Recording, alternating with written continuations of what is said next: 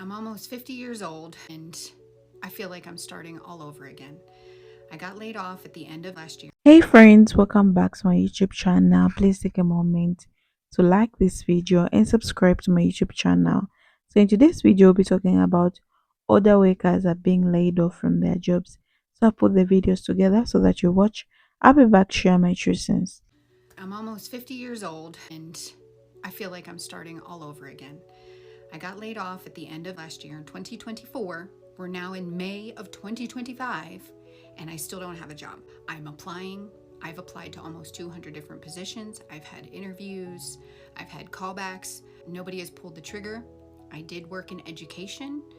And so now I'm still just trying to find a job. I'm trying to do other things. I'm exploring this TikTok stuff. I am trying to sell on Poshmark, selling used clothes, whether I'm selling my own or I go thrifting and I resell there. I am making woodworking things so I can sell them on Facebook Marketplace. But I don't know if it's my age. I don't know if it's the industry. I just don't know what to do. I have time. I'm doing things. I'm trying to think of all the things. I do some online freelance type of work just to bring in a little bit of money, but it's nothing full-time, nothing permanent. So here I am pouring my soul on TikTok. There's got to be other people like me out there. What did you do? Share your stories. Let's figure this out together. Yesterday, I got fired. Now, I can tell you in my long career, I've only been fired once from a job. And it had nothing to do with job performance because I've always have been, here's my dog, a top performer. It's always been a clash with another person, usually another woman, usually somebody that could have been younger than me, or I'm a strong personality. So the last time I got fired, I wanted to get fired. I wasn't going to resign because things happen. But that was a long time ago. And then I had my own business and I became the skin and lash lady. So yesterday I had a big event. And anyway, we had trunk and treat on Halloween. Everything's going fine. I'm sitting in my boss's office. She is the chief operating officer. That's who I report to. I was director of volunteers. So I have no direct reports. Anyway, we're sitting there playing catch up. She's going to go into surgery in a week or two. We're trying to figure out some things. The person that had my job before me, they really was like no records. In the parts of the office, there's been a lot of turnover, which I knew that. I had known about that even before I came to the organization. Anyway, but my boss, I have to say, is of all my years, this is the boss that I wish I had my entire career. This is a boss that listens. This is a boss that gives good advice. This is a boss that's understanding. This is a boss that thinks outside the box. This is the most wonderful woman I've ever worked for in my entire life. I wish she was my best friend. Anyway, we're sitting there and the HR manager walks in. My boss looks at her and she goes, well, I guess there's no privacy. And she's sitting there and she's looking down. And I think, oh, she's so upset. So I said, I'm like, well, first of all, did I go over my time? And is everything okay? And she looks at me and she says, she can't even look at me. And she goes, Amy, there was a complaint filed against you. I go, okay, well, we can talk about it. She, no, I have to terminate you and remove you off the property immediately. It came from a board member. I'm like, what? Like, what? My boss is tears. She's hyperventilating. She was like, no, the board does not control staff. Now, that's a toxic environment. And this has happened. I sit on a nonprofit board. Some nonprofit boards, you pay a big price to sit on the board. There's all these different things. And I sit on two boards actually. And when we ever have a staffing issue, it's usually the executive director is bringing an issue to us. Maybe they have to terminate somebody. Maybe they need to expand something. Maybe they're restructuring. They're usually giving us like a heads up. But never, ever have I been on a board that a board member says this person has to go. So I only know two board members. That's it. That I deal with. Like, that's it.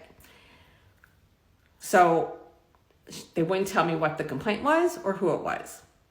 I don't know. I think there's another backstory, which I'll make another video on later. I've actually had to sit all morning and like block everybody off my social media. And my boss is like, I need an hour to work with Amy just to finish stuff. And she's like, I'll give you that. And she's like looking at her feet. Like she is just like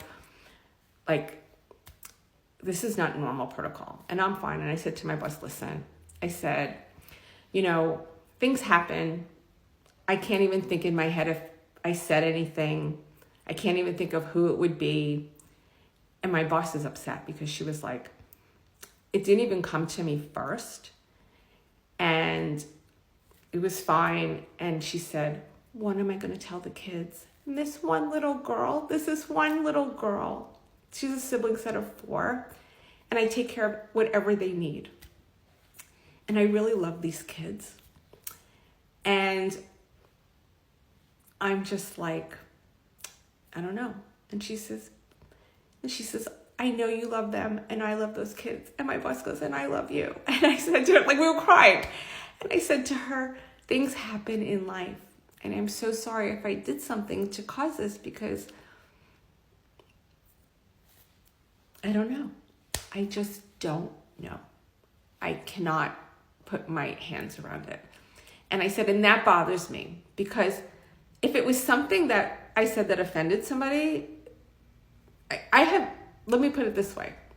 There have been so many people on that have offended me and other employees that just say things. But I'm a New Yorker. We let it roll. That even my boss knew one day I was upset. And she goes, why don't you write up a report and put in a complaint? I'm like, I don't do that. I said, I don't do that.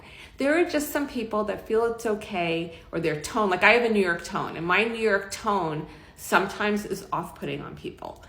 It's hard. Some people take it as harsh. And I said, you know what? I said, I just don't come from that world. I come from that world where you fight your battles, you put your head down, you do your job.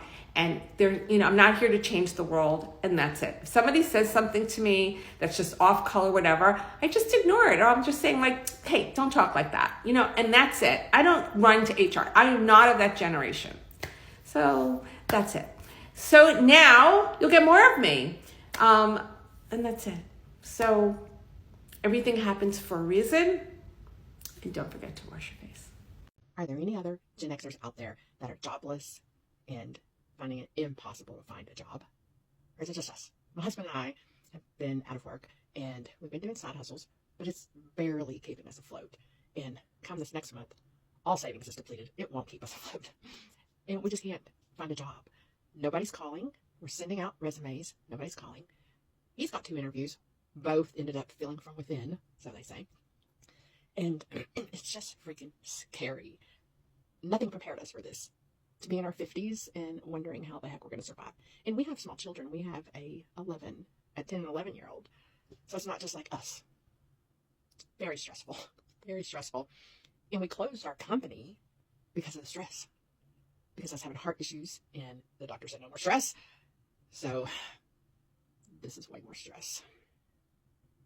I mean, I'm seriously thinking about trying to figure out the O page. You know what I mean? I don't know. Do people really pay to see that kind of stuff? Would they pay to see an old Whisker Biscuit? I take hormones. She's not shrinking like they say all over TikTok. She's in good health. If you just recently got laid off and it is your first week and you're just kind of like trying to figure it out and you're struggling right now, here are 3 things I wish someone would have told me my first week when I got laid off. First is that you are allowed to grieve. It's not just about losing a paycheck. It's about the routine, your coworkers, all of that. Don't skip those feelings. You are allowed to have those. Second, you are still valuable. The layoff doesn't erase your skills, your voice, or your talent. That kind of stuff does not live in your job title. And third, this isn't starting over. This is starting from experience. You've built a life. Now you get to build something on your own terms, whether it be a new career or something of your own. It's yours. If you are in your first week right now, just know you are not alone and it's going to get better. So just keep holding on.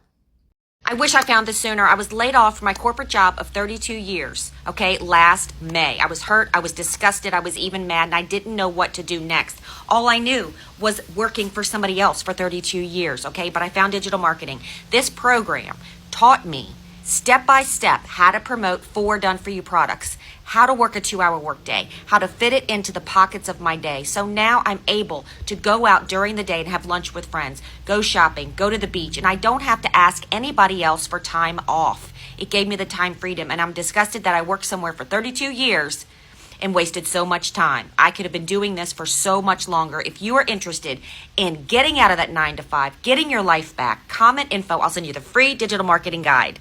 That's a video, guys. I'm just here also to share my true sense, like what I think about today's video, why other workers are being laid off. So the truth is, the job market is becoming brutal for other workers. There's a silent wave sweeping across industries where workers in their 40s, 50s, and even 60s are being pushed out, not because they can't do the job, but because companies are looking for fresh energy, new ideas, and let's be honest, cheaper labor. What no one is talking about is how terrifying and humiliating it is to have given decades of your life to a company only to be told your role is no longer needed. It's dressed up in a corporate language like restructuring or strategy exchanges, but at the end of the day, it is age discrimination, plan and simple. Okay, so there is many people were told to stay loyal, work hard, show up early, stay late, and now they're being discarded like old equipment. It's cruel. Many of these workers are just few years from retirement. They don't have the time or luxury to start over or learn to entirely new field, and when they have a deep experience and wisdom, employees are choosing fast over foundational, youth over reliability, flash over substance. And what makes it worse is how society treats other unemployed people as if it's somehow their fault. People ask, why don't they just learn a new skill? But let's be real. Learning a brand new skill in your 50s is not the same as in your 20s. And it's not just about learning, it's about being given a chance. Most companies won't even interview someone older, no matter how good the CV is. The discrimination is so deep that even high qualified other workers are overlooked for jobs they're more capable of doing. Then there's the emotional impact. You feel betrayed, useless, it eats away at your self worth. Imagine working for 25 years and suddenly you're sitting at home sending application and hearing nothing. You start to question your value. You start to believe maybe you are too old, that maybe you really can't compete anymore. And that's the mental toll, devastating, right? Let's not forget the financial side. There are people who are still paying off mortgages, helping their kids through school, trying to save their retirement. Losing your job at 55 is not just an inconvenience, it's a crisis. Many don't have enough savings to carry through, and few want to hire them.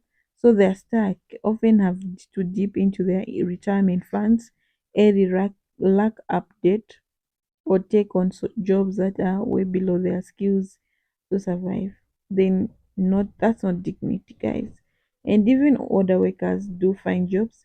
They're usually underpaid and then overqualified. They're not given the same responsibilities. They're not respected the same way, and they're often micromanaged by younger managers who don't understand value their experience. Imagine having 30 years career and suddenly being talked to like you're new. That's what makes other workers see more more like be very hurt. There's also a myth that other workers are restrained to change or too slow to adapt. That's simply not true. Many other professions are incredibly adaptable. They lead through massive changes in the workplace, from typewriter to AI. But what they need is support, no shame. They need opportunities to transaction, not those slammed in their faces. The harsh reality is other workers are being thrown away because we have built a new culture that worships youth and spends over substance and stability. And we are all going to feel the impact this because one day we'll be older and you remember how the system treated those before us. If we don't start fighting for other workers now, we are just setting ourselves for yeah, just settling ourselves for the same fate. The bottom line is other workers are not just past their prime, they are the backbone of every industry. They hold the institutional knowledge, they mentor, they stabilize, they bring perspective. And instead of being discarded, they should be protected, respected, valued. The job market is falling apart, and this time we talk about it not just for them but for the future of work. So I've seen a lot of people coming online crying like I have lost a job and a lot already is happening. But losing a job is doesn't like and it doesn't take your value. Okay, don't blame yourself. We should blame the system. The system is already broken. It's a broken system, of course, because people are really finding hard to survive. Remember, these older workers have kids, okay? And these kids they need to eat every day, okay? And they need shelter too. So like everything like is so complicated. People are losing hope, like they don't really know what is going to happen to them because they don't have money. And I've seen people going even the route of living in cars because they don't have money to take care of themselves. Okay, they don't even have money to put roof on their head. Like it's crazy how everything has changed over these years, and it's not things like people are just losing hope. Thank you for watching. Bye.